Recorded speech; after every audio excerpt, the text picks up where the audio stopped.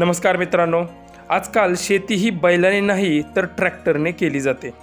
त्यामुळे शेतकऱ्यांनी बैल दावणीला ठेवला नव्हता, परंतु जेव्हा महाराष्ट्रात बैलगाडा शर्यत चालू झाल्या तेव्हापासून मात्र प्रत्येक शेतकऱ्याच्या दावणीला आपल्याला बैल दिसू लागले। बारामतीमधील शारदानगर येथे कृषी प्रदर्शन सध्या चालू आहे आणि यामध्ये एका सोन्या मोन्या या बैलजोडीची चर्चा आहे।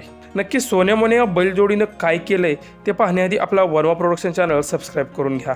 दौंड तालुक्यातील नंदादेवी येथील संतोष बापूराव कोकडे यांची ही बैलजोडी, ज्याप्रमाणे आपण लहान बाळाला सूचना करतो आणि ते बाळही अगदी प्रामाणिकपणे त्या सूचनांचं पालन करतं, अगदी तसंच कोकडे यांची सोन्या मोन्या नावाची बैलजोडी त्यांच्या मालकाच्या सूचनांचं पालन करतात। मालकाने मुका घे म्हटलं की लगेच सोन्या नावाचा बैल मुका घेतो, तर पाटावर उभा राहा म्हटलं की मोन्या लगेचच पाटावर उभा राहतो। या सोन्या मोन्या बैलजोडीला प्रदर्शनात पाहण्यासाठी लोकांनी मात्र जाम गर्दी केली होती।